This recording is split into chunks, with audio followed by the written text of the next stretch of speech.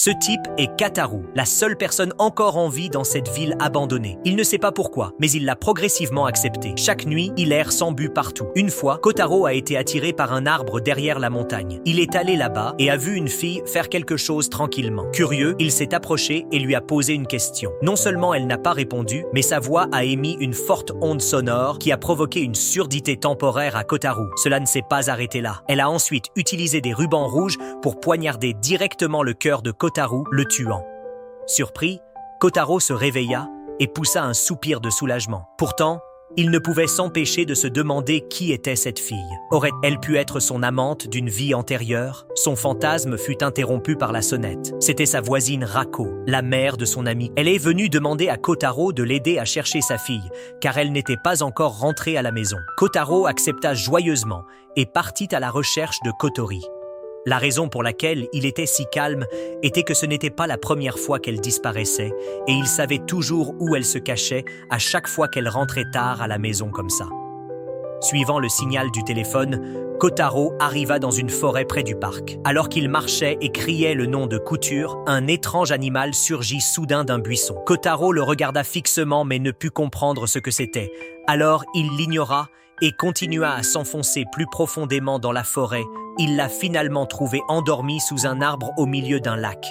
Il s'est approché et a crié pour la réveiller, mais elle ne s'est pas réveillée comme si elle était morte. Kotaro a alors eu recours à une autre méthode. Il a éliminé la seule chose à laquelle tout le monde réagirait, l'argent. Il frotta quelques pièces ensemble, créant un son de tintement. Comme prévu, même pendant son sommeil, le corps de Couture a réagi au son. Et comme ça, Kotaro l'a ramené à la maison. À leur arrivée, s'est finalement réveillé avec un air hébété sur le visage, ne sachant pas ce qui s'était passé. Kotaro lui a parlé avec désinvolture et lui a dit d'entrer dans la maison parce qu'il était bien conscient de l'écart entre leur statut de riche et de pauvre. Juste après avoir dit au revoir à Couture, Kotaro a soudainement eu l'impression que quelqu'un le regardait. Confus et mal à l'aise, il courut chez lui et se glissa rapidement sous la couverture. Dans le calme de la nuit, la porte de la chambre de Kotaro s'ouvrit soudainement et quelque chose se glissa lentement dans sa couverture. À moitié endormi, Kotaro sentit quelque chose toucher, puis mordre sa main, l'effrayant tellement qu'il sauta hors du lit. Il pensait qu'il avait juste fait un rêve humide, mais la bave qui coulait encore sur son oreille l'a effrayé. Alors, il a fini par dormir sur le sol. Le lendemain matin, la marque de morsure était toujours là. Sur le chemin de l'école, Kotaro a expliqué que la ville dans laquelle il vivait se concentrait sur les expériences de croissance forestière. Les autorités ici étaient entièrement dévouées aux préoccupations environnementales. Dès qu'il est entré en classe, Kotaro a reçu un regard noir, comme celui d'une fille qui a ses règles, de la part d'un camarade de classe nommé Yoshino. Kotaro ne comprenait pas pourquoi ce délinquant scolaire bien connu le recherchait. En colère, Yoshino l'a attrapé, furieux que Kotaro ne se soit pas présenté à l'endroit où ils avaient convenu de se rencontrer. D'après le visage de Kotaro, il était clair qu'il ne s'en souvenait pas. Alors, Yoshino était sur le point de le frapper pour lui rafraîchir la mémoire. Kotaro a alors fait un effort cérébral et s'est finalement souvenu de la veille. Yoshino l'avait défié dans un combat sur le toit. La raison était que Kotaro n'arrêtait pas de le déranger, de lui faire des farces et de l'agacer au point de craquer. En entendant cela, t'as le défi de Yoshino. Ayant maintenant oublié tout cela, Kotaro a rendu Yoshino tellement fou qu'il a voulu l'envoyer directement à l'hôpital. Juste à ce moment-là, une fille est apparue de l'extérieur de la classe pour les empêcher de causer des problèmes. C'était Lucia, la présidente du conseil étudiant. Elle voulait les punir tous les deux, mais le professeur est arrivé. Alors qu'elle retournait à son siège, Lucia continuait de regarder Kotaro du regard. Après les 3 premières périodes, c'était l'heure de la pause, et c'est à ce moment-là que Couture est finalement entré en classe. Pendant ce temps, Yoshino a invité Kotaro à aller se battre et à régler leur rancune. Mais la façon dont il parlait était si drôle que Kotaro ne pouvait s'empêcher de rire. Le fait d'avoir craché une mouche au visage a rendu Yoshino furieux. Lorsque Couture s'est jointe à la fête, les 3 pouvaient être considérés comme des amis. Kotori n'avait pas beaucoup d'amis, tandis que Yoshino était un délinquant. Quant à Kotaro lui-même, même s'il discute souvent avec ses camarades de classe, il n'y a personne dont il soit proche comme ces deux-là. La nuit, Kotaro avait l'impression de souffrir de paralysie du sommeil. Mais quand il retira la couverture, c'était cette même fille de tout à l'heure qui était venue lui mordre la main. Le lendemain, à l'école, il pensait encore à elle, perdu dans ses pensées et ne faisant pas attention à l'endroit où il allait. Kotaro trébucha sur une boîte en carton et tomba face contre terre. Il ne savait toujours pas qui avait laissé cette boîte-là quand il a remarqué une fille coincée dans un arbre à proximité. Kotaro s'est approché et lui a demandé si elle allait bien. Kotaro a proposé de la aider, mais elle avait peur qu'il voie ses sous-vêtements. Kotaro promit de ne pas regarder et l'aida à descendre. Au cours de leur conversation, la jeune fille s'est présentée comme étant Chihaya, une nouvelle étudiante transférée. Son histoire semblait un peu difficile à croire, mais apparemment, elle portait cette boîte à chat noire en haut de la colline, avait trébuché et avait roulé jusqu'à cet endroit.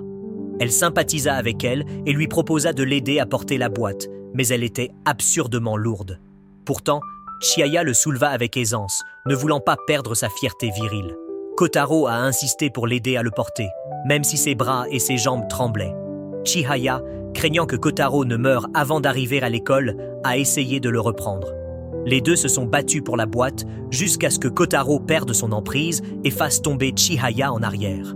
Tout d'abord, Kotaro a accidentellement jeté un œil à ses sous-vêtements, puis s'est rapidement excusé.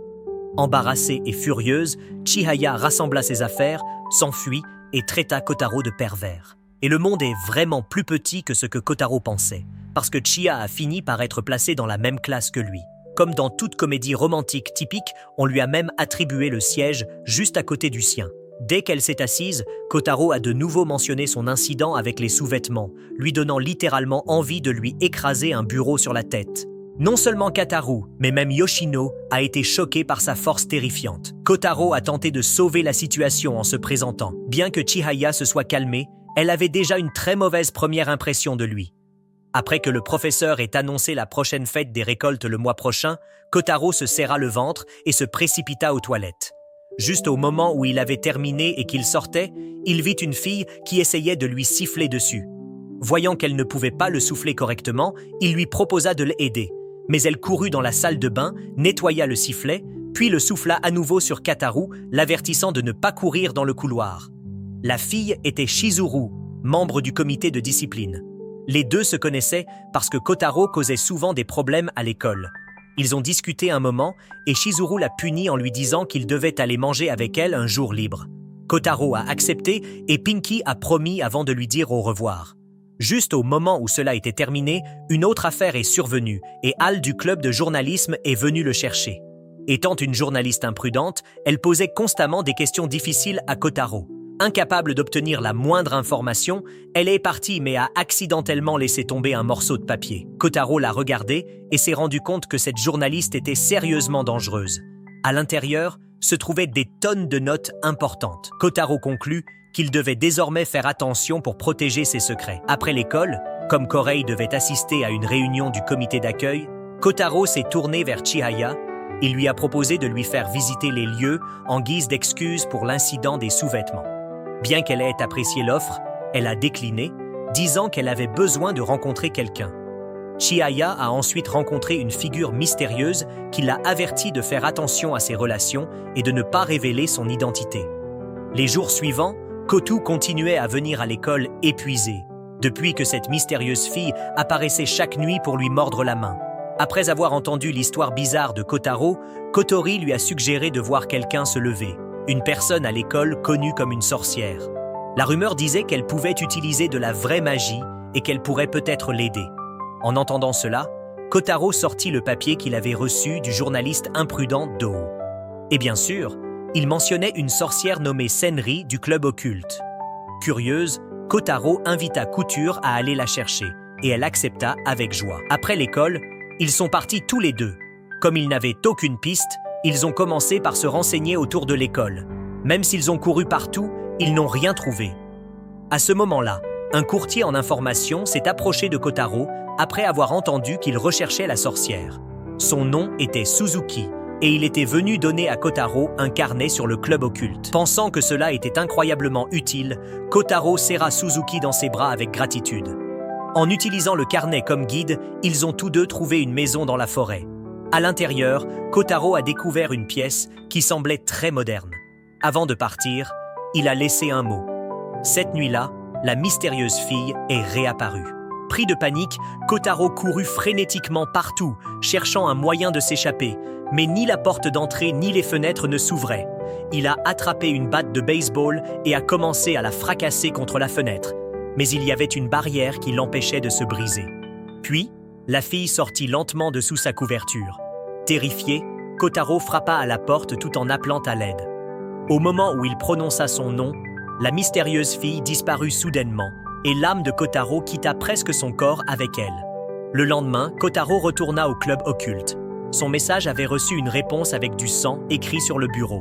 « Dans 2 jours, tu mourras. » Kotaro fut assez choqué par cela, mais ses yeux se posèrent alors sur une feuille d'enquête. Tout semblait normal jusqu'à ce qu'il lise une question particulière. « Si vous aviez le pouvoir, changeriez-vous le monde ou vous changeriez-vous vous-même » Après l'avoir lu, Kotaro est tombé dans une profonde réflexion. La cloche de l'école a sonné, signalant la fin de la journée. Sur le chemin du retour, Chiha courut vers Kotaro. Bien qu'ils ne se connaissaient que depuis quelques jours, elle l'appelait déjà par son nom avec tant de désinvolture, ce qui le surprenait. Juste au moment où Chihaya était sur le point de dire quelque chose, Couture passa. Kotaro a profité de l'occasion pour lui présenter Chihaya et les 2 filles se sont rapidement familiarisées l'une avec l'autre. Comme elle était pressée, Couture a demandé à Kotaro de faire visiter la ville à Chihaya. C'était apparemment ce que Chihaya voulait lui demander aussi. Alors, elle avait l'air très heureuse. Puis, sur son petit vélo bruyant, Kotaro emmena Chihaya faire un tour. Ils traversèrent des ruelles étroites et des rues sinueuses. Le coucher de soleil projette une lumière dorée sur les rizières. Kotaro a emmené Chihaya dans un endroit très spécial, le siège de Martle.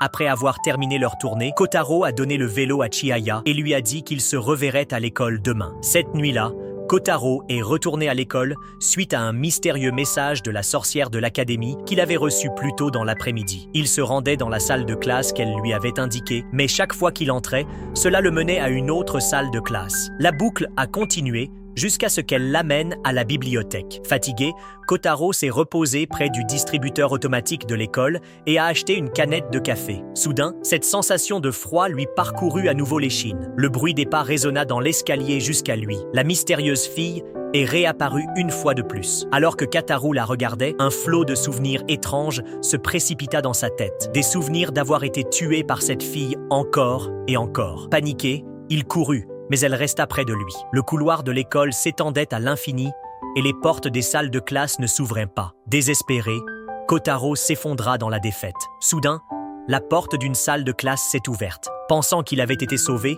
il courut vers lui, mais un groupe de créatures étranges se déversa sur lui, le poursuivant. Il courut et courut, finissant par les repousser dans une cage d'escalier. En regardant vers le bas, la cage d'escalier semblait tout aussi interminable que le couloir. Épuisé, Kotaro s'assit et prit une gorgée de son café. Mais juste au moment où il ouvrait la boîte, la mystérieuse fille réapparut. Pris de panique, Kotaro se mit à courir à nouveau, laissant tomber le café qui finit dans la main de la fille. Elle prit une gorgée. Pendant ce temps, Kotaro atteignit une grande porte. À l'intérieur se trouvait encore un autre couloir sans fin. Des voix résonnaient autour de lui, exigeant qu'il rende quelque chose, mais il ne savait pas quoi. Il a essayé d'utiliser l'accélération pour s'échapper, mais a soudainement annulé la compétence et a lancé un coup de poing sur une silhouette qui se cachait. C'était quelque chose qui ressemblait à un gobelin. La créature a dit de manière inattendue qu'elle voulait sucer son sang. Puis un autre être est apparu et l'a arrêté.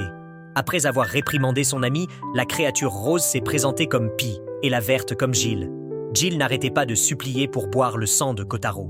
Se sentant désolé pour lui, Kotaro lui en donna un peu. Puis il les suivit tous les deux dans un endroit inconnu. Kotaro a également appris que ces créatures étaient appelées des êtres poubelles. Soudain, un bruit fort retentit, et lorsqu'il regarda autour de lui, Kotaro vit un monstre géant dormir à proximité. Ils avaient tous les 3 besoin de sortir de là discrètement. Mais alors qu'ils volaient, Jill éternua soudainement et réveilla le monstre. Les 3 s'enfuirent rapidement, mais le monstre n'eut besoin que d'un saut pour leur bloquer le chemin. Juste au moment où ils ne savaient pas quoi faire, la mystérieuse fille est apparue, tenant la canette de café.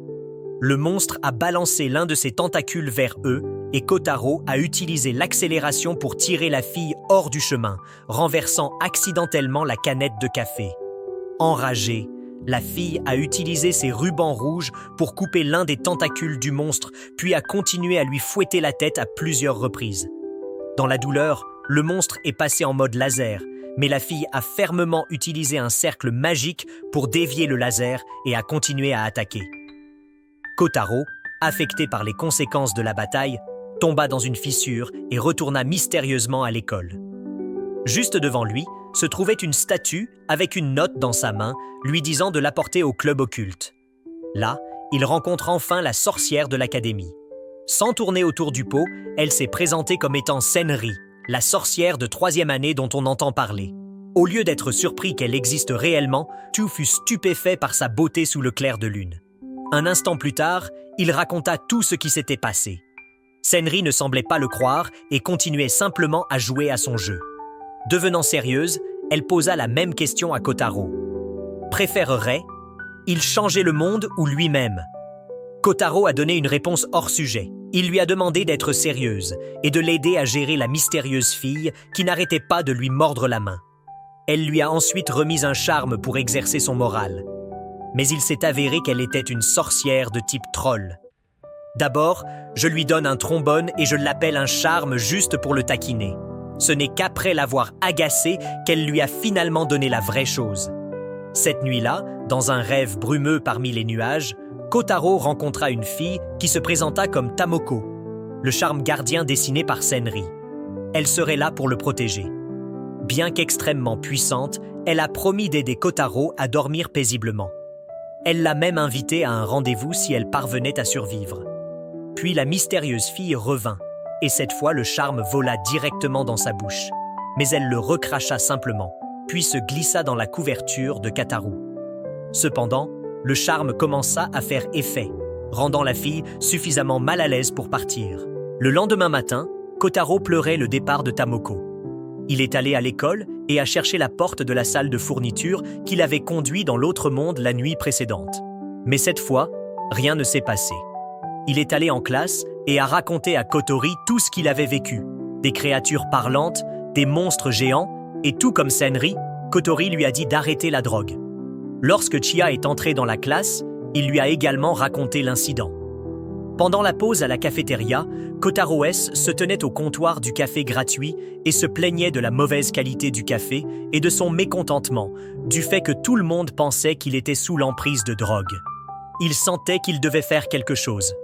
Puis, il a repéré son ami proche Yoshino et a décidé de s'en prendre à lui. Il a offert à Yoshino un cornet de glace à la fraise avec de la sauce piquante dessus. Après avoir été victime de tant de farces, Yoshino connaissait déjà cette astuce. Ils ont continué à se lancer le cornet jusqu'à ce qu'il soit échangé avec la glace de quelqu'un d'autre. Malheureusement, cette personne était Luca. Mais même après l'avoir mangé, elle semblait aller parfaitement bien. Craignant une réaction tardive, attrapa le cône et le mangea tout seul. Lucia était furieuse que Kotaro ait sans vergogne mis sa bouche sur la même cuillère. Elle l'a utilisé comme un baiser indirect, alors elle l'a frappé assez fort pour l'envoyer voler. Se tenant le visage de douleur, Kotaro sortit pour se rafraîchir. Là, il a vu Chizuru faire la sieste sous un arbre. Il s'assit à côté d'elle pour se reposer un peu. Alors que le cours était sur le point de commencer, l'alarme les a réveillés tous les deux.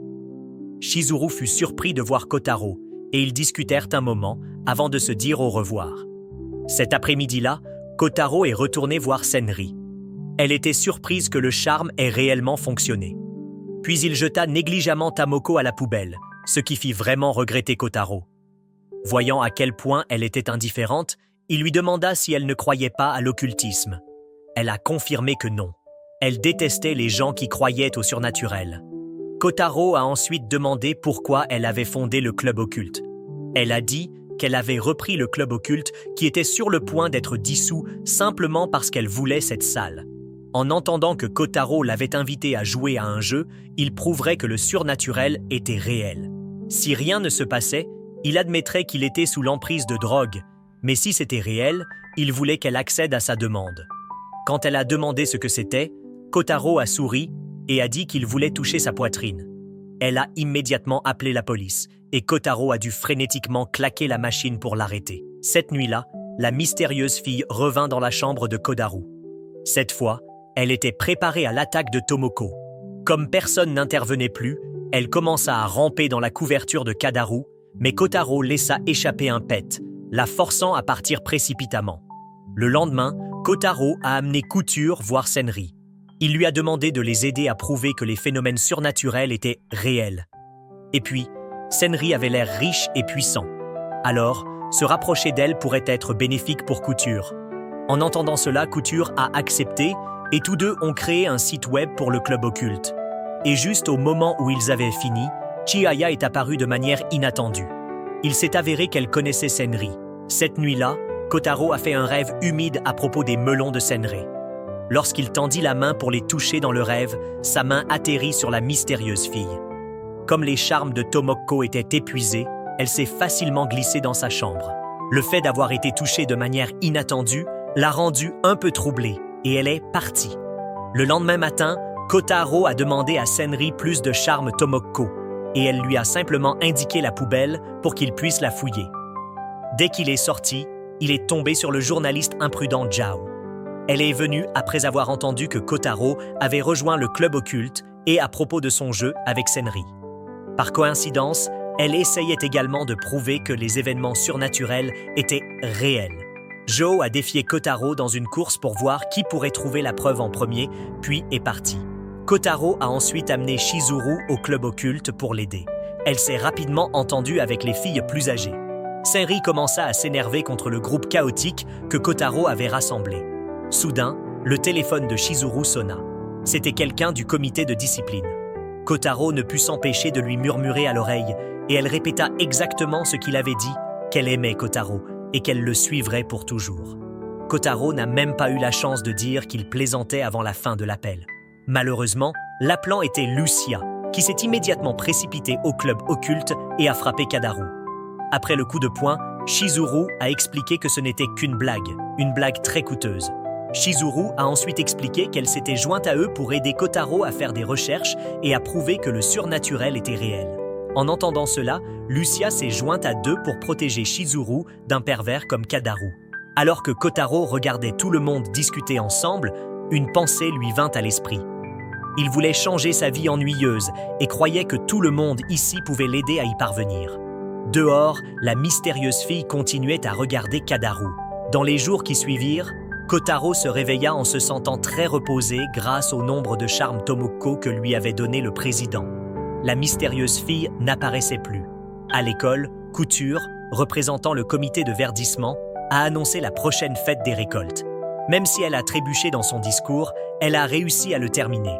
Après la réunion, Kotaro a invité son ami proche Yoshino à se joindre au festival, mais sa demande a été catégoriquement rejetée. Déçu, Kotaro se rendit au club occulte pour vérifier le site web et voir si quelqu'un avait publié quelque chose. Là, il rencontre un inconnu qui l'invite immédiatement à sortir. Quelques instants plus tard, Senri sortit du bain. Apparemment, elle avait eu une bataille intense la nuit précédente et était encore un peu fatiguée. Kotaro voulait demander qui était cet homme. Mais avant que Senri ne puisse répondre, Chihaya entra. Lorsque l'homme la vit, son attitude changea instantanément. Il lui a apporté le déjeuner qu'elle avait oublié. Étant poli, Kotaro s'est présenté et a demandé le nom de l'homme. Il s'est présenté comme Sakuya et a dit qu'il était le frère de Chiha. Mais Chihaya l'a empêché de dire cela. Senri lui a dit qu'elle n'avait pas besoin de cacher quoi que ce soit. Sakuya a expliqué que pour certaines raisons, il était chargé de prendre soin de Chihaya. Comme les deux frères et sœurs avaient le même nom de famille, Kotaro avait du mal à les appeler avec désinvolture. Senri lui a dit d'appeler simplement Chihaya par son nom pour plus de simplicité. Mais au moment où son nom lui échappa, Sakuya, sa sœur Kan d'un frère, l'avertit de ne pas l'appeler ainsi. La cloche de l'école sonna, mettant temporairement ce problème de côté. De retour en classe, Kotaro pensait encore à l'étrange frère de Chihaya lorsque le bruit de la craie le ramena à la réalité. Lucia, la présidente du conseil étudiant, travaillait sur son devoir. Curieux, Kotaro a demandé à Yoshino pourquoi Lucia portait toujours des gants. Yoshino a supposé qu'elle n'aimait peut-être tout simplement pas toucher des choses sales, mais Kotaro n'était pas d'accord, disant que quelqu'un comme ça ne serait pas apte à être président du conseil étudiant. Au lieu de cela, il a émis l'hypothèse que ces gants scellaient en réalité une puissante force obscure. Yoshino l'a étonnamment cru et a commencé à jouer le jeu. Ils ont tous les deux été réprimandés par le professeur pour avoir perturbé le cours. Après l'école au club occulte, Kotaro était ravi de voir que quelqu'un avait posté sur leur site web. Tout le monde était également excité, mais plus à l'idée de passer du temps et de manger qu'à propos des histoires de fantômes de Kotaro. Quand ils sont finalement devenus sérieux, ils ont lu un article sur un étudiant qui avait repéré une créature appelée Tsuchinoko. Le groupe a commencé à deviner à quoi cela ressemblait, ou si c'était comestible. Senri a dit que c'était essentiellement un gros serpent. Difficile à croire, mais Kotaro en avait suffisamment vécu pour penser que c'était réel. S'il pouvait le trouver, alors les seins de Senri seraient à lui. Le club s'est ensuite séparé pour rechercher le Tsuchino dans le jardin de l'école. Alors qu'il fouillait dans un buisson, Kotaro sentit quelque chose de doux et de rond. Pensant que c'était le gros serpent, il le sortit pour découvrir que c'était les fesses de Lucia. Naturellement, une raclée a suivi. À ce moment-là, un véritable gros serpent est apparu. Kotaro s'est précipité dessus, mais Chiha l'a attrapé sans effort avec sa force, seulement pour qu'il soit entraîné au loin. Sans abandonner, Chihaya s'est retirée et a révélé une étrange femme essayant d'attraper le serpent. Calmement, la femme s'est présentée comme une vendeuse à temps partiel et une chasseuse de créatures exotiques à temps partiel. Bien qu'elle soit techniquement une chasseuse, son travail principal était la vente.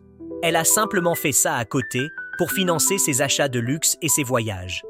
Elle avait accepté ce poste parce que quelqu'un avait posté une demande sur le site web du club occulte. Après avoir dit sa paix, elle s'est précipitée au travail.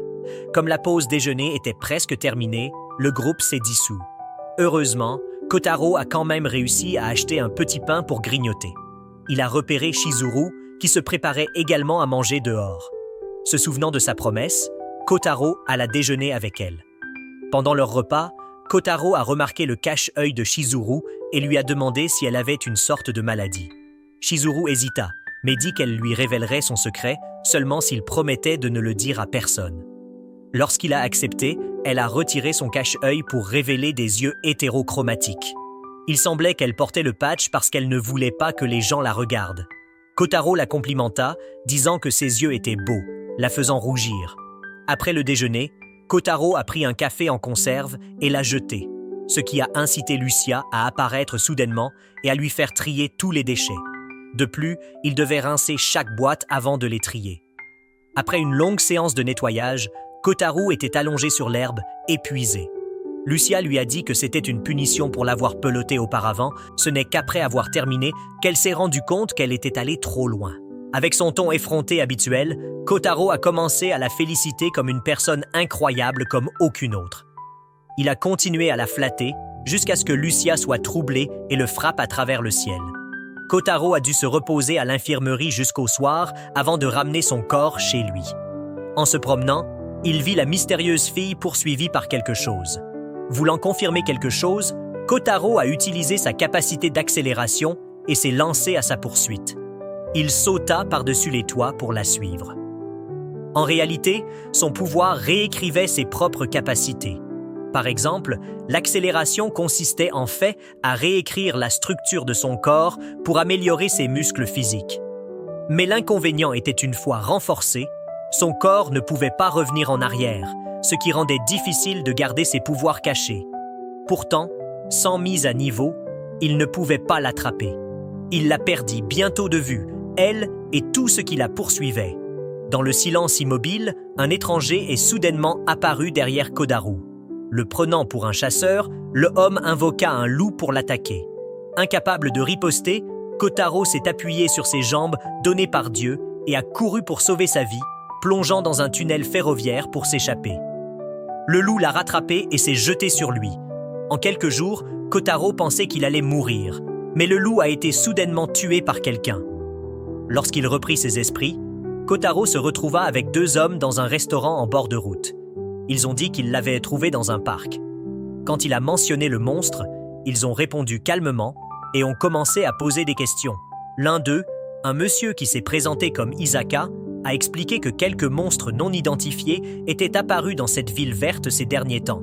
Alors peut-être que ce que Kotaro a vu était l'un d'entre eux. Alors qu'il discutait avec les deux, Kotaro avait presque oublié la poursuite terrifiante de tout à l'heure. Poussé par son désir de caresser les seins de Senre, il en demanda davantage sur ces étranges créatures. Isaka lui a dit que s'il était curieux, il pouvait visiter son magasin d'antiquités en ville. Soudain, Chizuru est apparue par derrière. Elle n'avait pas remarqué Kotaro jusqu'à ce qu'il la salue. Il s'avère qu'elle était une habituée de cet endroit. Un peu plus tard, il lui raconta tout ce qui venait de se passer et lui montra l'égratignure sur son bras. Étrangement, elle ne pouvait rien voir. Quand il regarda à nouveau, la blessure avait disparu. Confus et incrédule, Kotaro ne pouvait pas l'accepter car ses pouvoirs étaient censés être gravés de manière permanente dans son corps. Bientôt, quelques invités supplémentaires sont arrivés. Ils ressemblaient à des fonctionnaires, mais pas tout à fait. Après avoir terminé leur repas, Kotaro a raccompagné Chizuru chez lui. Sur le chemin du retour, il pensa à quel point sa vie pouvait être difficile et se demanda ce qu'il pouvait faire pour l'aider. Par derrière, Sakuya est apparu. Il vient d'acheter de la glace pour Chihaya. Après s'être un peu moqué de Kadaru, il a déclaré que Kotaro était désormais son ennemi. Le lendemain à midi, Kotaro déjeuna à nouveau avec Chizuru, puis se précipita au club occulte pour dire à Senri qu'il avait trouvé quelqu'un qui en savait beaucoup sur les phénomènes mystérieux. Il a traîné le groupe jusqu'au parc d'hier où se trouvait le stand de ramen, mais il avait disparu. Confus, il a appelé Shuzaru pour lui demander puisqu'elle était une habituée du lieu, mais elle n'a pas décroché.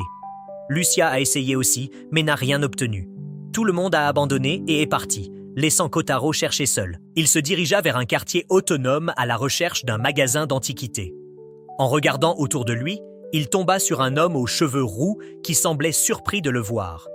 Lorsqu'il entendit le nom de Kataru, l'homme demanda s'il vivait vraiment comme une personne normale. Voyant maintenant l'expression confuse de Kotaru, l'homme l'avertit de faire attention à certains punks louches qui étaient récemment apparus.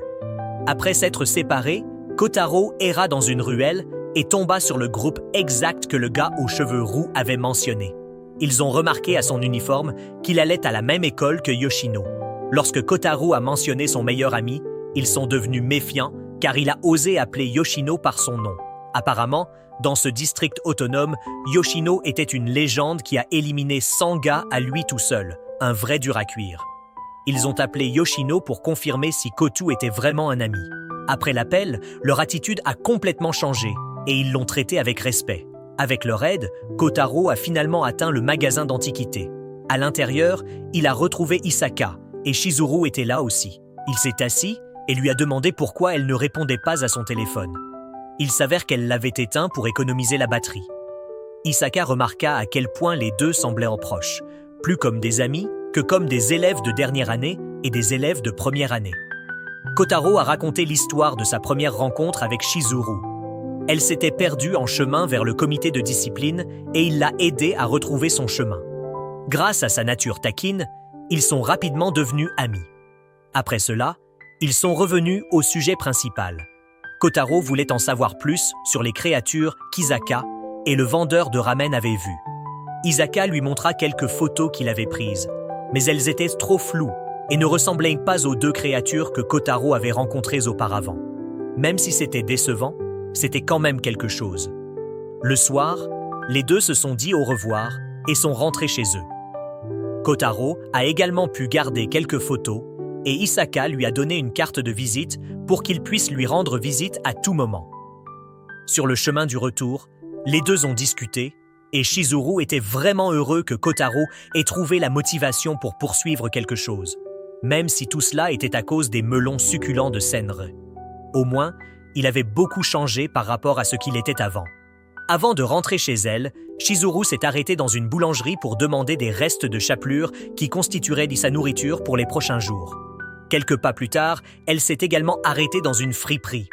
Le lendemain, Kotaro a lancé une photo à Senri, mais cela n'a toujours pas suffi à la convaincre de mettre en pause son match de Valérant et d'écouter. Pendant ce temps, Chizuru sortit un CD qu'elle avait acheté la veille. Elle voulait écouter une chanson, mais n'avait pas de lecteur, alors elle a demandé de l'aide à Kotaro. À la maison, Kotu a sorti son vieux lecteur de musique, celui qu'il écoutait chaque fois que ses parents le grondaient pour avoir été désobéissant. Il décida de le donner à Chizuru, et la fille promit joyeusement de le chérir. Dans les jours qui suivirent, les nuits de Kotaro restèrent paisibles, n'étant plus perturbées par la mystérieuse fille. Cependant, il ne pouvait pas se débarrasser du malaise suscité par cette nuit-là. Pourquoi courait-elle? Et qui était cet homme? Qui qu'il soit, il était dangereux. Kotaro soupira, pensant que les jours paisibles qu'il espérait n'étaient jamais vraiment faits pour lui. Soudain, la porte de la classe s'ouvrit. C'était une fille mystérieuse, mais seul Kotaro pouvait la voir. Tout le monde était perplexe, se demandant pourquoi la porte s'ouvrait toute seule. Elle s'est approchée et a mordu la main de Kotaro, ce qui l'a fait émettre des bruits étranges qui ont donné la chair de poule à Yoshino. Après avoir mangé, la fille est simplement partie, emportant avec elle sa main couverte de salive. Kotaro se précipita pour trouver Seni, mais tomba plutôt sur Chizuru, qui appréciait joyeusement le lecteur de musique. Par coïncidence, elle avait quelque chose à lui dire. Et comme Kotaro a donné la priorité aux lolis plutôt qu'aux sœurs aînées aux gros seins, il a choisi Chizuru. Parce qu'il lui avait donné le joueur, elle avait quelque chose qu'elle voulait lui montrer. Elle l'emmena rencontrer un professeur nommé Nishi, qui les conduisit sur une colline voisine. Avant de partir, elle a dit à Kotaro de croire ce que Chizuru était sur le point de révéler. La jeune fille le conduisit alors dans une maison et, sans un mot, ils restèrent assis là à attendre. Ils ont attendu jusqu'à la fin de l'après-midi, et finalement un couple est rentré chez lui. Ils ont demandé pourquoi les deux étaient là. Mais au lieu de répondre, Chizuru a simplement complimenté leur jardin fleuri et a éloigné Kotaro juste au moment où l'enfant du couple sortait. Curieux, Kotaro a demandé qui ils étaient et la fille lui a dit qu'ils étaient sa famille. En entendant cela, Kotaro fut stupéfaite car ils ne la reconnurent même pas. Puis Chizuru s'arrêta soudainement, mit son nez et demanda son nom. À sa grande horreur, Kotaro ne pouvait pas s'en souvenir. Chizuru a expliqué que c'était à cause de sa capacité, mais d'une manière ou d'une autre, Kotaro a réussi à faire sortir le nom de Chizuru, la faisant sourire de joie. Elle a ensuite révélé comment, lorsqu'elle a découvert son pouvoir pour la première fois, elle n'a pas pu le contrôler et a accidentellement fait oublier ses parents et sa jeune sœur. Elle a expliqué que sa famille était autrefois heureuse ensemble. Un jour fatidique, une créature a attaqué leur maison. Elle a été blessée à un œil et son père a été poignardé dans le dos par des débris. Au milieu du chaos, une force d'intervention spéciale est apparue, a éliminé la menace et les a évacués.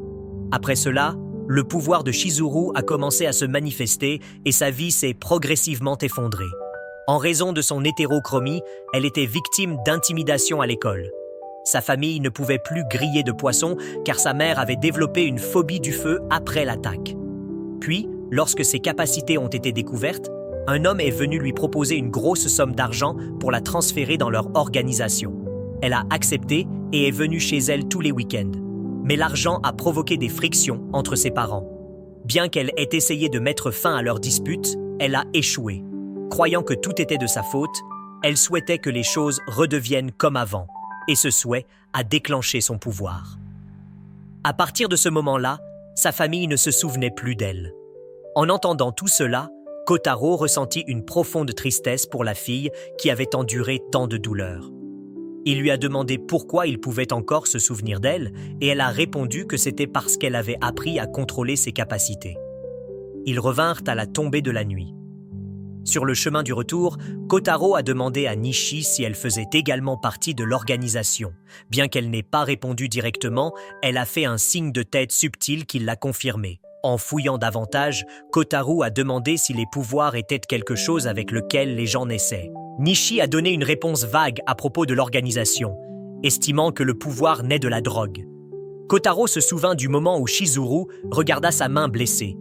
C'est peut-être à ce moment-là que tout a commencé. Elle a révélé que Chizuru avait en fait une grosse somme d'argent, mais que la jeune fille vivait très frugalement, peut-être parce qu'elle voulait acheter une maison, quelque chose que son père rêvait autrefois de donner à leur famille. Le lendemain, Kotaro s'est retrouvé dans une situation difficile lorsque Lucia a refusé de rendre une balle de baseball qui avait atterri accidentellement dans le parterre de fleurs. Kotaro a rapidement rendu la balle à l'équipe de baseball. Chihaya a critiqué Lucia pour être trop obsédée par la propreté. Le simple fait de lui renvoyer la balle ne la rendrait pas sale. Lucia a rétorqué qu'elle n'avait rien fait de mal et qu'elle ne méritait pas d'être réprimandée. Elle a précisé que ce n'était pas le ballon qu'elle ne voulait pas toucher. C'était les fleurs. Puis, elle a crié, a poussé Chihaya au sol et s'est enfuie. Kotaro la poursuivit et se retrouva face au visage strié de larmes de Lucia. Même elle ne voulait pas être comme ça. Cet été-là, une fille a éveillé un étrange pouvoir. Tout ce qu'elle touchait se transformait en cendres. Retour au présent, grâce à la boîte de requêtes que Chizuru avait mise en place. Le club a reçu un nouveau mystère. Kotaro a lu la lettre au groupe. Il s'agissait d'Asahi Haruka. Dans un orphelinat, des événements étranges ont commencé à se produire après l'arrivée d'Asahi. Les fenêtres se sont brisées toutes seules, les animaux domestiques sont morts, suivis des enseignants et des enfants, et finalement, l'orphelinat a fermé. La lettre continuait en disant qu'il y a 7 ans, un garçon de cet orphelinat avait été transféré à l'école primaire. Nododage 7. La même école que l'auteur de la lettre. Quelques jours plus tard, le garçon parla d'Asahi à l'écrivain, et peu de temps après, il mourut d'une grave maladie. Certains pensent que c'était une malédiction pour avoir perturbé le sommeil d'Asa. Son nom était Kishida. Kotaro s'est dit que si cela s'était produit il y a 7 ans, Kishida aurait eu leur âge, et il s'est souvenu que son meilleur ami Yoshino était également allé à l'école primaire numéro 7. Il a décidé de l'appeler et de lui demander. Pendant ce temps, Kotaro vérifiait la tension entre Chihaya et Lucia. Ils étaient toujours en colère l'un contre l'autre. Après les activités du club, Kotaro pensait que la résolution du conflit de la fille devait être la priorité. Voyant Chizuru dans la cour, il s'approcha d'elle et lui raconta ce qui s'était passé. Chizuru resta silencieux un moment, puis demanda si Kotaro voulait connaître le secret de Lucia. Elle le lui dirait, mais seulement à la condition qu'il reste l'ami de Lucia jusqu'à la mort. Cette lourde question laissa Kotaro plonger dans ses pensées jusqu'à la fin de l'après-midi. Pour l'instant, il mit l'affaire de côté et appela Yoshino. À ce moment-là, Yoshino aidait une dame âgée à traverser la rue. Lorsque Kotaro a mentionné les noms de Kishida et Asahi, Yoshino a refusé de dire quoi que ce soit, ne voulant pas déranger les morts. Il a averti Kotu de faire attention s'il insistait pour creuser davantage. S'il entend du verre se briser, il devrait courir pour sauver sa vie. Le lendemain à l'école, Yoshino a donné à Kotaro une vieille liste de contacts en disant que cela pourrait aider. Kotaro a ensuite secrètement suivi Lucia dans la salle de copie et lui a demandé de l'aider à dupliquer la liste. Il le fit rapidement et s'échappa, mais Lucia le poursuivit pour lui rendre un papier qu'il avait laissé derrière lui. Étrangement, Kotaro ne se souvenait pas de l'avoir imprimé. Une ligne est apparue dessus. « Ne me réveille pas ». Au moment où il l'a lu, une fenêtre scellée s'est fissurée et brisée. Lucius soupçonnait que Kotaro était en train de préparer ses tours habituels. Pour éviter d'être mal compris, Kotaro lui a raconté toute l'histoire d'Asahi. Après l'avoir entendu, Lucia a commencé à croire que le verre fissuré était peut-être vraiment l'œuvre d'Asahi. Cependant, Kotaro ne pensait pas qu'elle était mauvaise. Il pensait qu'Asahi était peut-être en proie à un profond chagrin et voulait prouver qu'elle n'était pas malveillante. Il a demandé à Lucia de l'aider à blanchir le nom de la jeune fille. Leur poignée de main a surpris Lucia. Elle n'avait pas fait ça avec quelqu'un depuis longtemps. Sur le chemin du retour, il a commencé à pleuvoir. Lucia ouvrit son parapluie et à ce moment-là, une forte explosion retentit. Le lampadaire devant elle a éclaté et en dessous se trouvait un saillie. La voir a déclenché un souvenir douloureux chez Lucia, la faisant crier et se tenir le visage. Pendant ce temps, Kotaro était réprimandé par d'anciennes victimes d'Asahi au téléphone pour avoir posé des questions sur elle. Certains ont même dit que la malédiction n'était pas encore terminée. Chaque piste semblait aboutir à une impasse. À ce stade, Kotaro n'avait d'autre choix que de compter sur Lucia, car il lui avait déjà demandé de contacter les filles répertoriées dans l'annuaire. Le lendemain, Lucia ne s'est pas présentée à l'école. Kotaro a essayé de la contacter mais n'a pas réussi à la joindre. Juste à ce moment-là, le journaliste curieux Jono est apparu. Elle est venue après avoir entendu que Kotaro était impliqué dans quelque chose d'étrange. Elle lui a remis un rapport qu'elle avait écrit sur Asahi. Jao a affirmé qu'elle n'avait aucune mauvaise intention. Elle voulait simplement aider les autres qui poursuivaient également des phénomènes surnaturels. Elle a ensuite dit à Kotaro qu'il lui devait quelque chose et est partie. Kotaro ouvrit le rapport et le lut. Sur la base des informations contenues dans le document, il a retrouvé quelqu'un qui avait également affirmé avoir rencontré Asahi. L'homme a fait écouter un enregistrement de vitres brisées et a raconté quelques histoires étranges. Mais il s'est avéré qu'il avait tout exagéré pour faire croire que rien ne lui était réellement arrivé.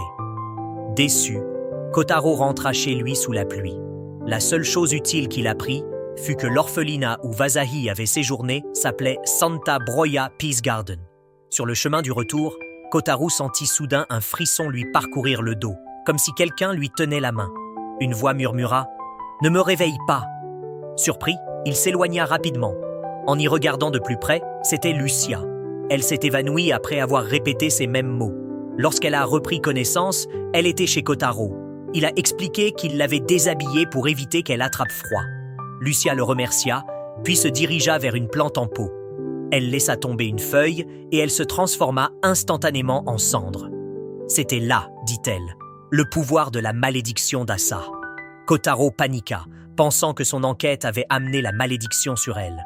Il se souvint de ce que Shizuru avait dit, à savoir que Lucia avait eu un accident lorsqu'elle était enfant et que par la suite, les animaux et les plantes se faneraient et mourraient autour d'elle. Même si cela n'avait pas été intentionnel, Lucia s'en était toujours voulu. Et depuis lors, elle croyait que ses mains étaient sales. Elle a eu peur de toucher tout être vivant. La seule chose qui l'a aidée était une paire de gants. Elle pensait que tant qu'elle les porterait, personne ne serait blessé, mais la réalité n'a pas changé. Elle croyait vraiment qu'elle était sale. Kotaro a essayé de la réconforter, mais elle l'a repoussée. Au cours de la lutte, une partie de son pouvoir a involontairement touché le bras de Kotaro.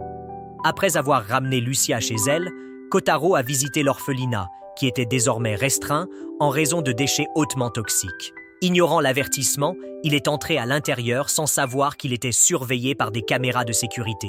Il entra dans l'église où il trouva plusieurs vieilles photos datant d'il y a 7 ans, dont des photos de Kashida et enfin d'Asahi. Mais au moment où il a regardé sa photo, elle s'est brisée. Kotaro se tourna et dit « C'est agréable de te revoir, Asahi, ou plutôt Musha. » Il l'avait déjà compris. C'est grâce à la liste de contacts. Un nom, Waka, avait déménagé. Donc, l'adresse était obsolète. Pourtant, lorsque Kotaro a appelé ce numéro, la malédiction s'est toujours activée. Les seules personnes qui avaient accès à cette liste étaient son meilleur ami, Yoshino, lui-même, et la personne qu'il avait délibérément autorisé à voir à Lucia. Lucia a admis qu'elle avait brisé le verre et a essayé d'avertir Kotaro d'arrêter d'enquêter. Mais son obsession pour la poitrine de Senre était tout simplement trop forte. Kotaro a dit qu'il voulait juste connaître la vérité. Lucia a révélé son pouvoir. Ses mains pourraient émettre une toxine capable de briser du verre et même de tuer des gens sans contact. Elle avait essayé d'empêcher tout le monde de creuser davantage pour éviter que son passé honteux ne soit exposé. Toute la zone environnante était couverte du poison qu'elle libérait. Tandis que Lucia parlait, Kotaro commença à s'effondrer. Il avait été empoisonné lorsque son pouvoir l'avait accidentellement touché plus tôt. Lucia a paniqué et s'est excusée. Mais c'est Kotaro qui s'est excusé. S'il avait été plus fort, elle n'aurait pas eu à souffrir autant. Pour éviter de mourir de la toxine, Kotaro a réécrit la structure de ses propres cellules, rendant son corps résistant au poison de Lucia. Quelques instants plus tard, il se rétablit complètement, laissant Lucia abasourdie. Il n'a pas expliqué son pouvoir, mais a simplement pris sa main et a déclaré qu'il serait son ami. Donc elle ne devrait plus être triste ou s'enfuir, sinon elle finirait seule pour toujours. Et puis, elle n'était pas seule. Elle avait toujours le club occulte avec elle. Chaque mot qu'il prononçait atteignait son cœur. Luca fondit en larmes et serra Kotaro fort dans ses bras, sanglotant alors qu'elle libérait enfin toute la tristesse qu'elle avait refoulée pendant si longtemps. Juste à l'extérieur, une équipe de personnes en costumes oranges s'est précipitée. Lucia a dit à Kotaro de ne pas s'inquiéter, c'était son équipe. Le chef est alors apparu. C'était Miss Nishi. Par la suite, Mademoiselle Nishi a emmené Kotaro à l'hôpital pour un contrôle. Ignorant le fait qu'il était en quelque sorte immunisé contre le pouvoir de Lucia, Kotaro avait besoin de connaître la vérité sur Nishi et l'organisation derrière elle. Elle a révélé le nom de Guardian, un groupe qui rassemble des individus dotés de super-pouvoirs dans un seul but, protéger la Terre. À ce moment-là, la Cité Verte était en danger car quelqu'un était en possession d'une clé, un être dont l'existence pouvait déterminer le destin du monde. Le Guardian a qualifié cet être de clé. Sa présence a eu de profondes implications, affectant même la foi et les systèmes de croyance des gens. Cependant, un autre groupe radical appelé Gaïa ciblait la clé. Contrairement à Guardian, Gaïa visait à ramener la planète à son état d'origine en utilisant la clé. Nishi s'arrêta là, avertissant Kotaro de garder tout secret. S'il ne le faisait pas, il pourrait disparaître complètement de la Terre. Kotaro a accepté à une condition. Lucia doit lui préparer un bento. Embarrassée, Lucia le gronda tandis que Nishi laissait les deux seuls. Quelques jours plus tard, Kotaro était complètement rétabli et retourna à l'école. Un jour, après être sorti des toilettes et se demandant encore quoi manger pour le déjeuner, il a été soudainement attaqué par derrière et assommé. Quand il s'est réveillé, tout était noir. Ses yeux étaient bandés et ses membres étroitement liés. Il se débattit jusqu'à ce qu'une voix familière de Lucius lui dise doucement de se calmer. Mais avant de le libérer, elle a demandé à Kotaro de promettre quelque chose. Bien qu'il ne comprenne pas du tout la situation, Kotaro accepta. Lucia lui retira alors le bandeau et le détacha, et il fut stupéfait. Sans voix, Lucia était vêtue d'une tenue de femme de chambre, tenant un plateau repas qu'elle avait préparé elle-même. Kotaro était figé sous le choc. Il n'en avait fait que plaisanter quelques jours auparavant. Pourtant, elle l'a pris au sérieux. Rougissant violemment, Lucia détourna le visage. Kotaro la rassura avec de doux compliments, louant sa tenue et son travail acharné. Mais plus il parlait, plus Lucia était gênée jusqu'à ce qu'elle ne puisse plus le supporter et le frappe par frustration et agitation. Ils se sont assis et ont déjeuné ensemble. Kotaro a fait l'éloge de sa cuisine et Lucia a poussé un soupir de soulagement. Elle y avait mis tout son cœur avec l'aide de Chizuru, car Lucia elle-même ne pouvait rien goûter à cause de la toxicité de son corps. Chizuru avait fabriqué un médicament spécial pour pouvoir aider et les deux sont devenus proches.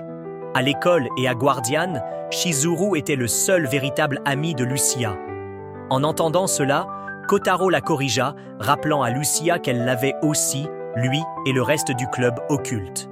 Lucia hésita, se sentant toujours mal à l'aise à cause de son conflit passé avec Chihaya. Kotaro lui prit la main et lui dit que tout irait bien. Il serait avec elle. Après le déjeuner, Lucia s'est rendue dans la salle du club pour s'excuser auprès de Chihaya, qui, par coïncidence, avait prévu de faire la même chose. Les deux filles inclinèrent la tête, demandant pardon. Finalement, ils ont fait la paix. Mais Chihaya ne pouvait s'empêcher de demander pourquoi Lucia continuait à s'accrocher à Kotaro. Lucia répondit fièrement qu'il était son ami.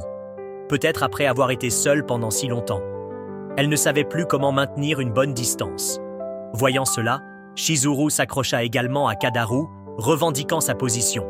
Mais Lucia avait clairement l'avantage dans certains domaines.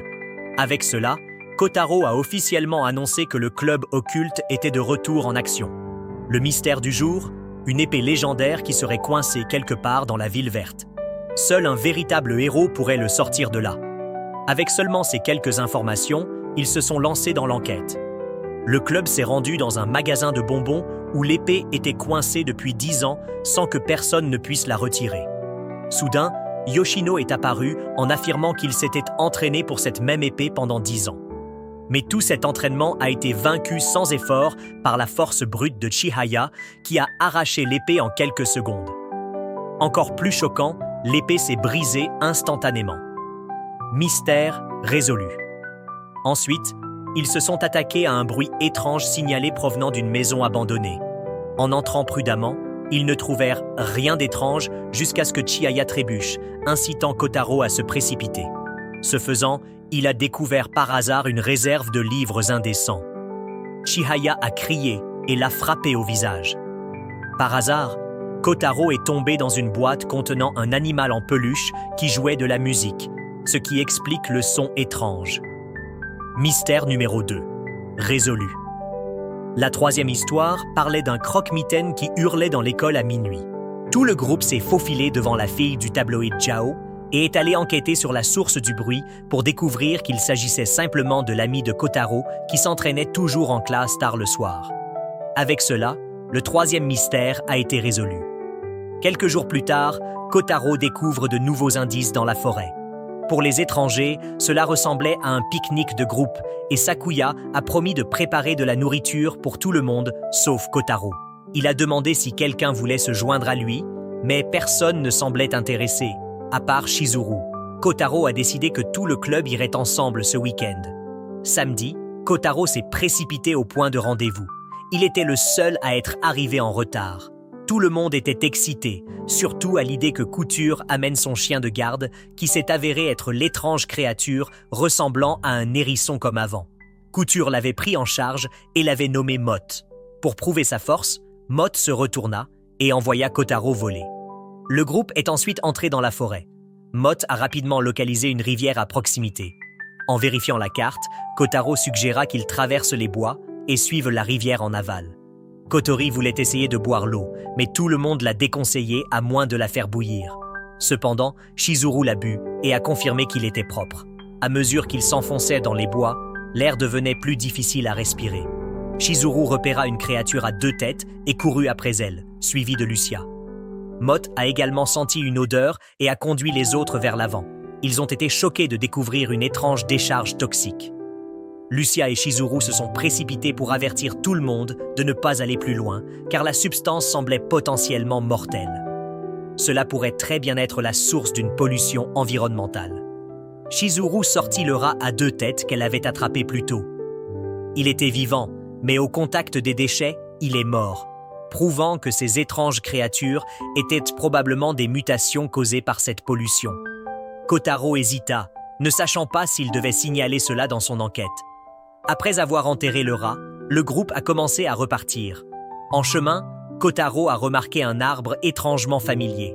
Soudain, la mystérieuse fille réapparut. Elle tenait un serpent en bois. Soudain, une vague de souvenirs étranges a traversé Kotaro. Être embrassé par une fille alors qu'il mourait, être tué par une mystérieuse fille aux cheveux blancs. Tout cela semblait terriblement réel. Respirant lourdement de panique, il fut bientôt retrouvé par les filles, mais la mystérieuse avait disparu. Kotaro ne dit rien, et ils revinrent tous. Cette nuit-là, Kotaro se rendit dans la salle du club occulte et trouva Senri toujours là.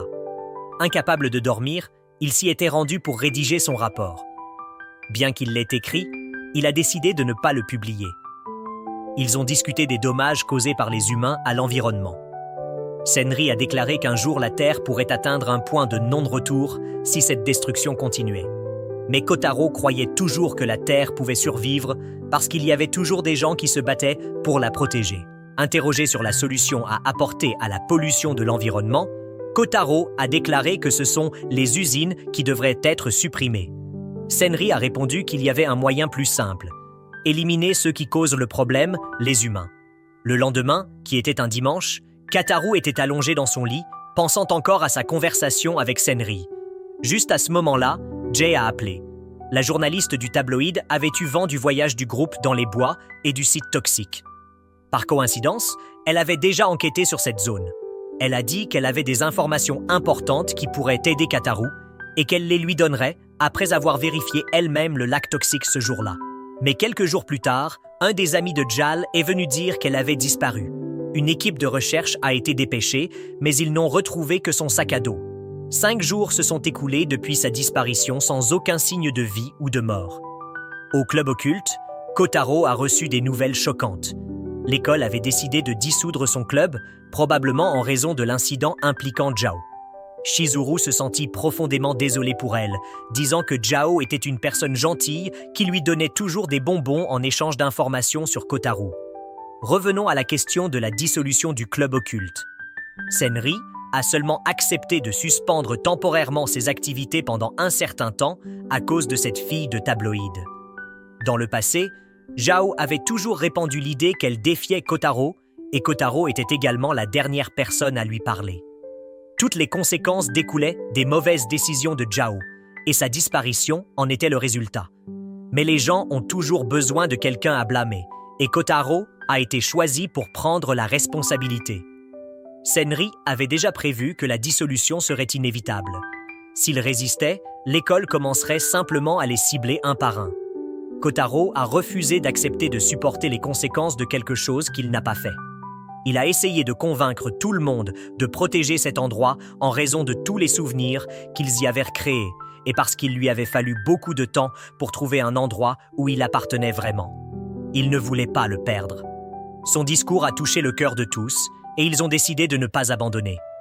Henry a dit que s'il pouvait simplement retrouver Zhao, il y aurait peut-être encore un moyen de sauver le club. L'équipe de recherche actuelle avait déjà abandonné. En supposant que Ja était morte et que l'école attendait juste le bon moment pour annoncer son statut et fermer le club, ils ont donc dû agir rapidement pour la retrouver. Le groupe a rassemblé son équipement et s'est dirigé vers les profondeurs de la forêt à la recherche de tout signe de Jo. Après un moment, Chizuru repéra ce qui ressemblait à une possible trace d'aile. Cela ne semblait pas grand-chose, mais ils ont continué à le suivre. Cependant, après une certaine distance, le sentier a commencé à s'estomper. Chizuru analysa le schéma et devina que Zhao avait essayé de couvrir ses traces, soulevant la question de savoir de qui elle essayait de se cacher. Tout le monde a commencé à émettre des théories. Finalement, Senri s'est fatiguée et a dit qu'elle avait besoin d'aller aux toilettes, et les autres filles l'ont suivie, laissant Kotaro seul pour attendre. 30 minutes se sont écoulées, mais personne n'est revenu. Inquiet qu'il se soit perdu, Kotaro partit à leur recherche et, en chemin, repéra un homme mystérieux. Méfiant, Kotaro le suivit mais le perdit dans un fourré. Puis une meute de loups comme avant l'entoura soudainement et l'attaqua. Désespéré de survivre, Kotaro a frappé le chef loup et s'est enfui. Malgré la réécriture de son corps pour améliorer sa force physique, il n'a pas pu les distancer et a été rapidement attrapé, épinglé et mordu. Désespéré et au bord de la mort, Kotaro S hurla tandis qu'il poussait son corps à ses limites. Soudain, une paire de griffes jaillit de son bras et déchira le chef loup, dont le corps disparut en un instant. Le reste des loups s'enfuit, effrayés. Toujours sous le choc, Kotaro examina les griffes qui se brisèrent en morceaux dès qu'il les toucha. N'ayant pas le temps de se reposer, il se leva et partit à la recherche des autres. Soudain, il entendit Lucia crier. Se précipitant sur les lieux, il trouva Lucia et Chizuru entourés de monstres. Alors que les créatures attaquaient, les deux filles sortirent des armes de leur sac à dos. Lucia avait un katana et Chizuru une paire de dagues. Les deux travaillèrent en synchronisation pour abattre les ennemis un par un. Kotaro a essayé d'aider, mais son corps n'a pas voulu coopérer. Chizuru recula pour le soigner, tandis que Lucia tenait la ligne. Pendant le traitement, Chizuru a expliqué que les monstres étaient contrôlés par Gaïa, un groupe opposé aux gardiens. Il cherchait probablement la clé dont Nishi avait parlé. Une fois sa guérison terminée, Chizuru a demandé à Kotaro de retrouver les autres pendant qu'elle et Lucia s'occupèrent des créatures. Leur faisant confiance, Kotaro s'est enfui dans la nuit jusqu'à ce qu'il trouve Chihaya, qui a presque balancé une branche d'arbre vers lui. Pensant qu'il était un ours, Kotaro ne perdit pas de temps et les rassembla tous et dit aux trois de s'échapper immédiatement. Mais alors, un monstre massif est apparu au-dessus de nos têtes. Kotaro les a exhortés à courir, disant que Chizuru et Lucia attendraient dehors. Le monstre s'est jeté sur Kotori avec un tentacule. Kotaro l'a intercepté avec son bras et lui a dit de partir. Alors que les trois couraient, Kotaro engagea le monstre. Le tentacule s'accrochait à son bras, suçant le sang et le traînant. Dans la douleur, il se débattit jusqu'à ce que ses griffes reviennent et tranchent le tentacule.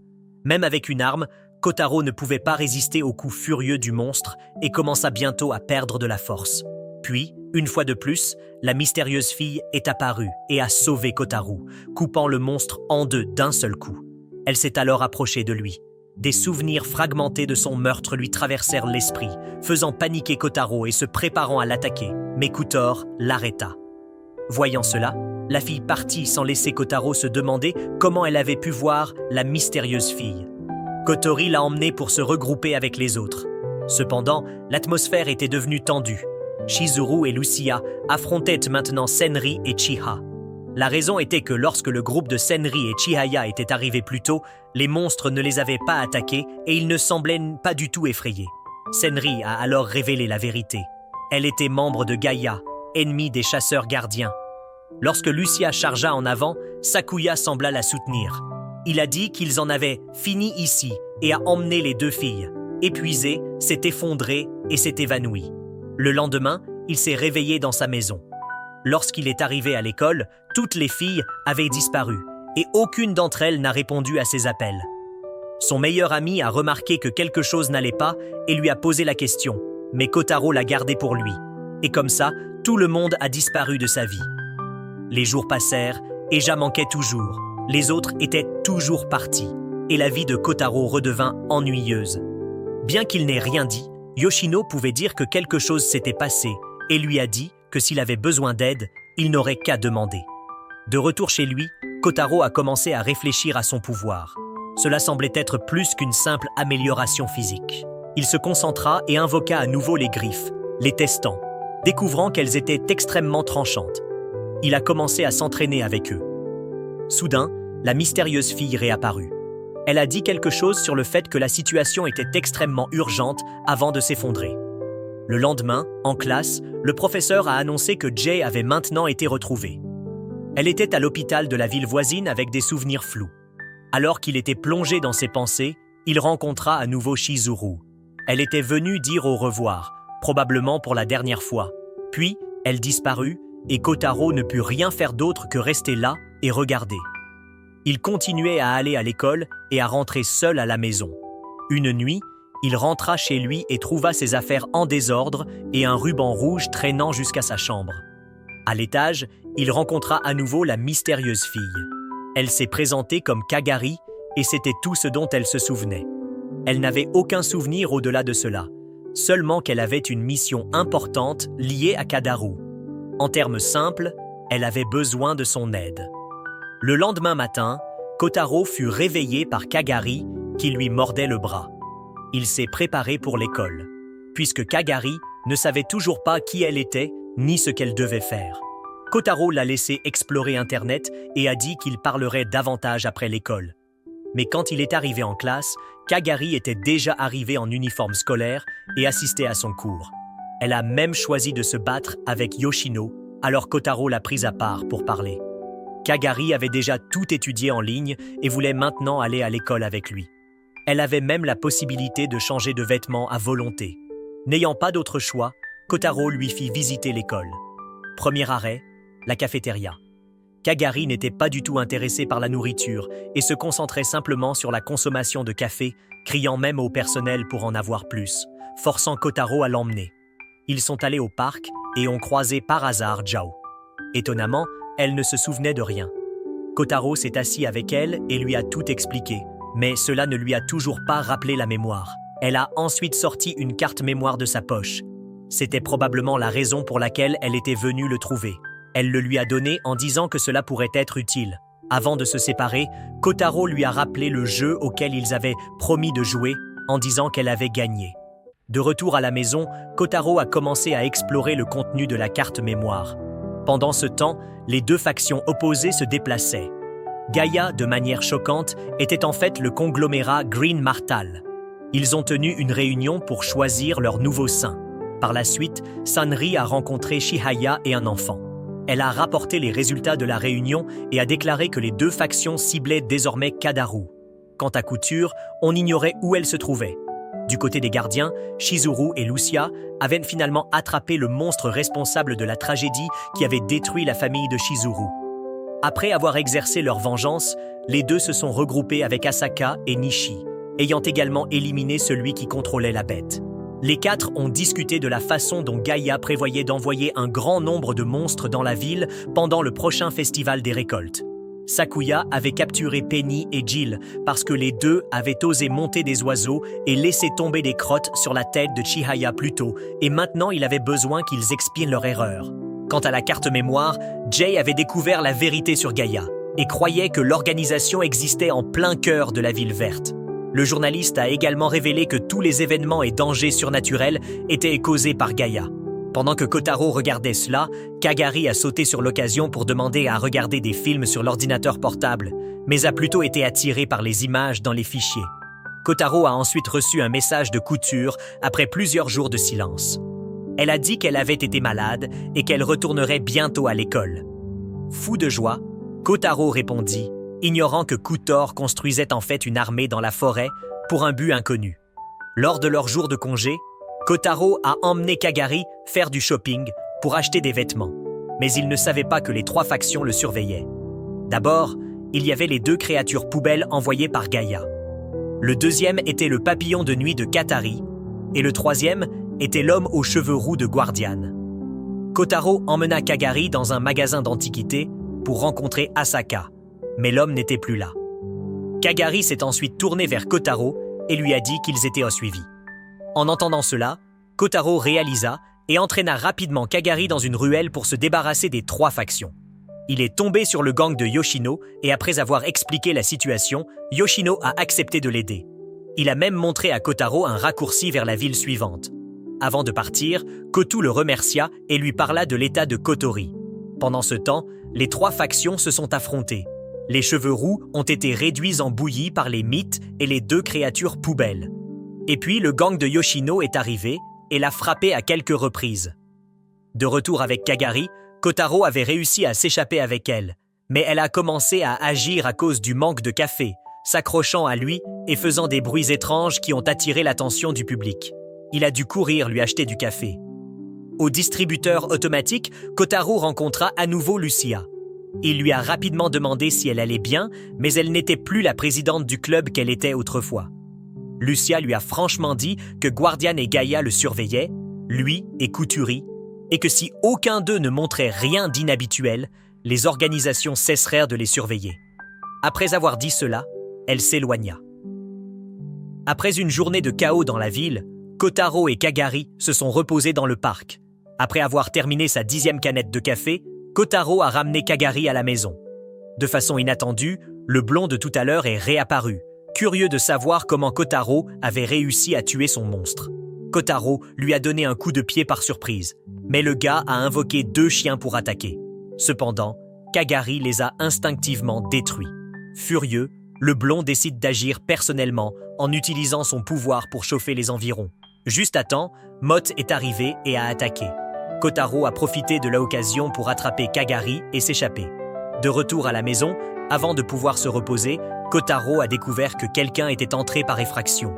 Kagari a couru nerveusement dans la maison, mais a été soulagé de constater que sa livraison de café en ligne était toujours en sécurité. Kotaro a découvert que Penny et Jill étaient entrés par effraction et les avaient enfermés pour les interroger. Quand ils refusèrent de parler, ils secouaient une boîte pour les tourmenter. À ce moment-là, Mott réapparut, elle voulait qu'il la rencontre dans la forêt. Thor l'avait observé à travers les yeux de Mott, et après avoir appris que Guardian et Gaïa le ciblaient, elle a décidé qu'il était temps de lui dire la vérité. Kotaro et Kagari suivirent Mott dans la forêt.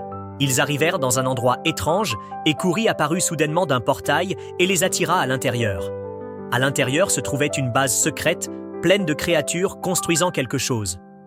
Kagari sentit que l'endroit lui était familier, et Couture confirma que c'était là que Kagari était né. Kotori a admis qu'elle avait toujours vu Kagari, mais n'avait jamais rien dit.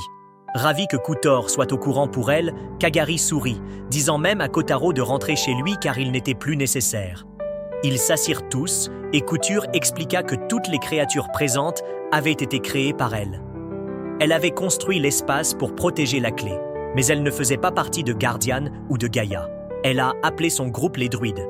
Elle a raconté à Kotaro l'histoire d'une personne qui contrôlait autrefois des monstres et avait scellé leur connaissance dans un gui, laissant ainsi aux générations futures le soin d'utiliser correctement ce pouvoir.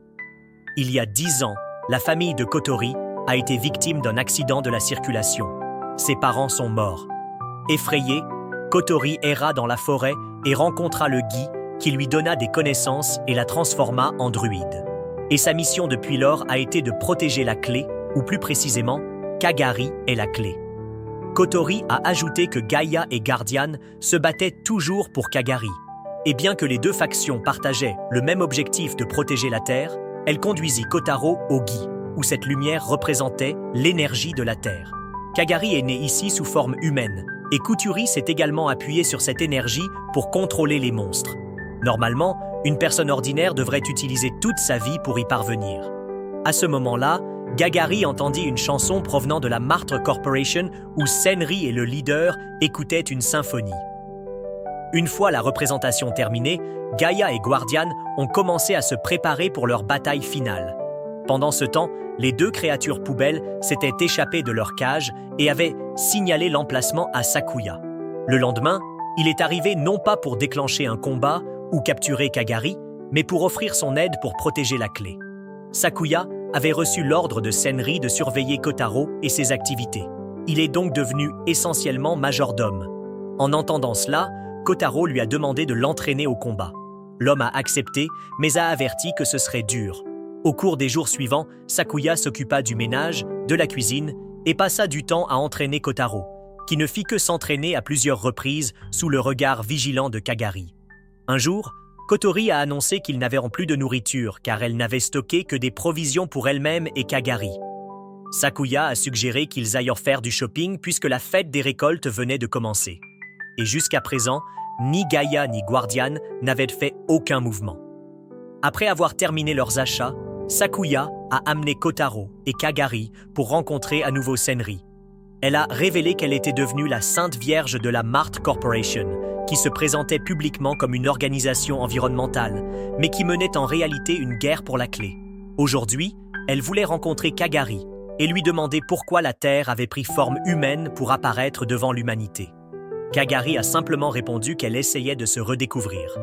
Puis, elle a offert à Senri une canette de café en disant qu'après avoir vécu ici pendant un certain temps, elle trouvait les humains vraiment fascinants. En entendant cela, Senri a promis d'aider Kotaro autant qu'elle le pouvait. Puis elle commença à partir, mais Kotu l'arrêta, lui rappelant l'accord qu'ils avaient conclu, selon lequel il pourrait toucher sa poitrine. Avec Kagari présente, prouvant que le surnaturel était réel, il lui a lancé une canette de café pour la distraire et a épinglé Senri au mur.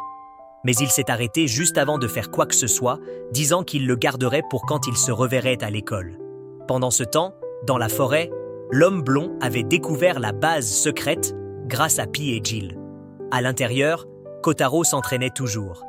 Avec Guardian, Lucia était entrée secrètement dans la forêt pour rechercher Couture. Après avoir vu un rapport selon lequel quelqu'un l'avait repéré, elle est tombée sur le groupe de l'homme blond qui préparait une attaque et les a entendus parler de la présence de la clé.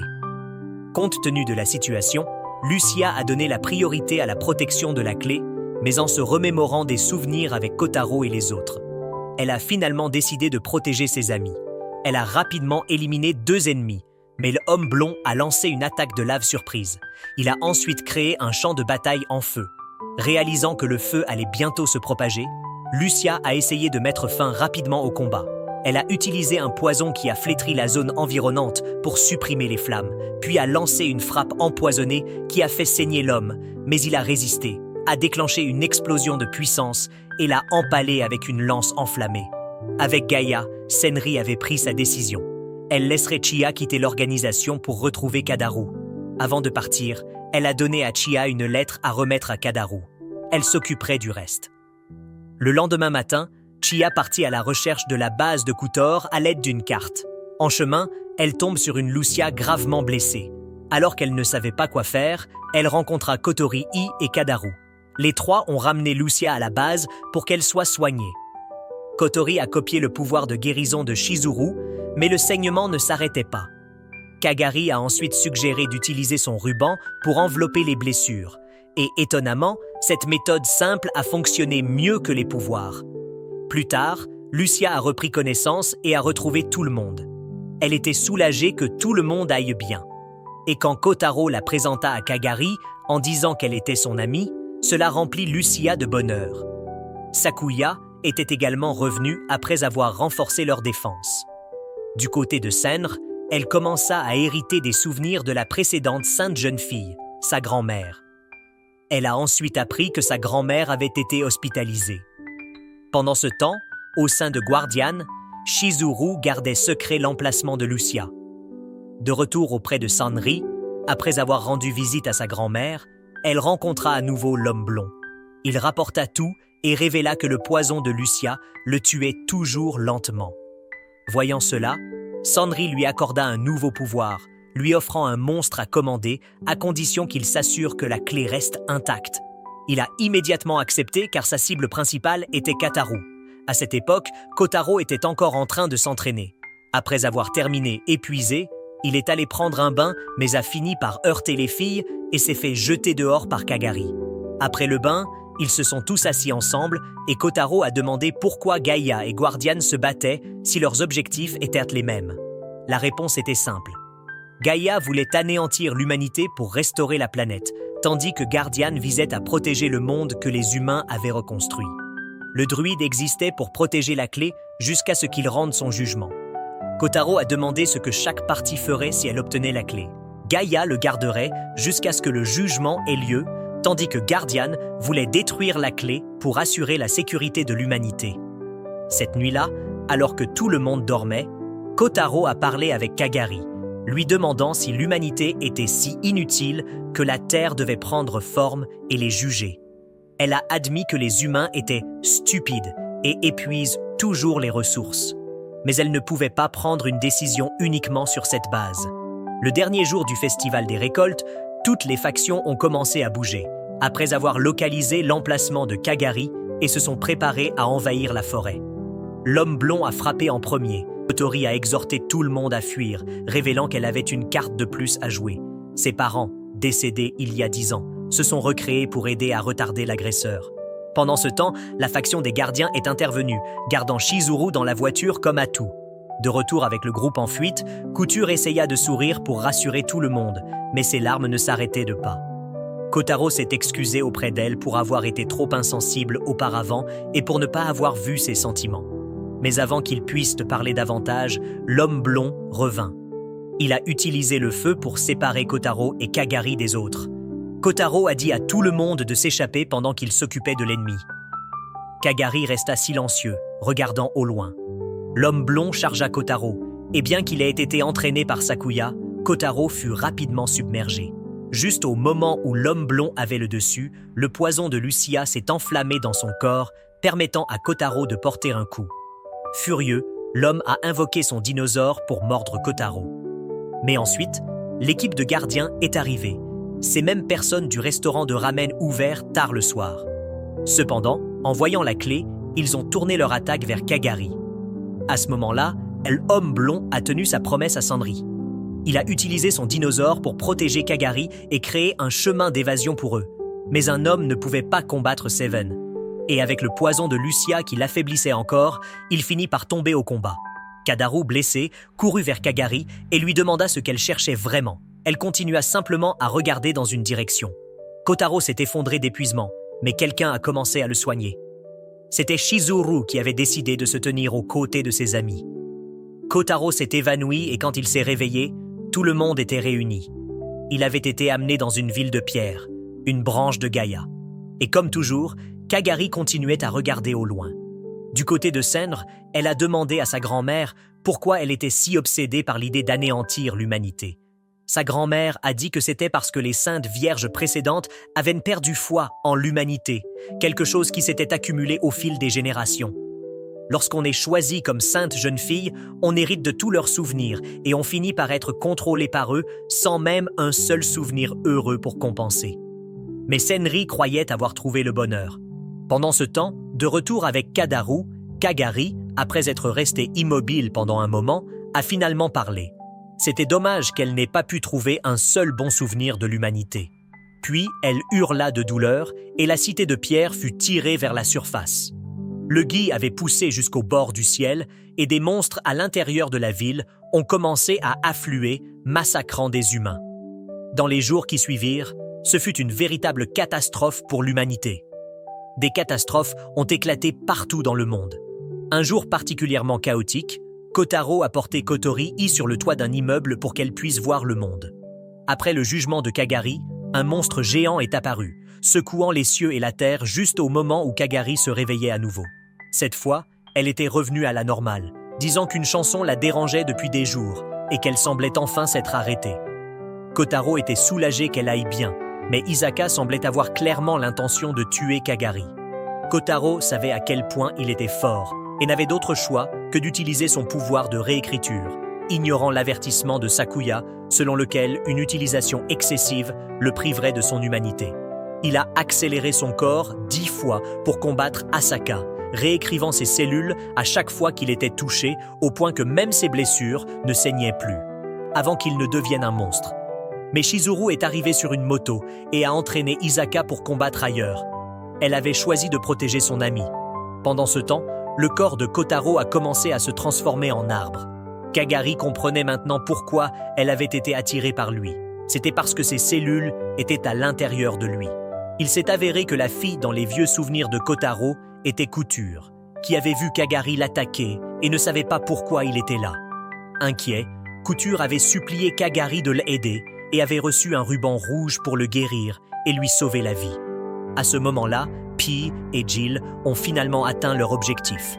S'ils pouvaient panser la blessure et remplacer le pouvoir dans le corps de Kadaru, ils pourraient survivre. Après tout, ils avaient partagé tant de moments joyeux ensemble.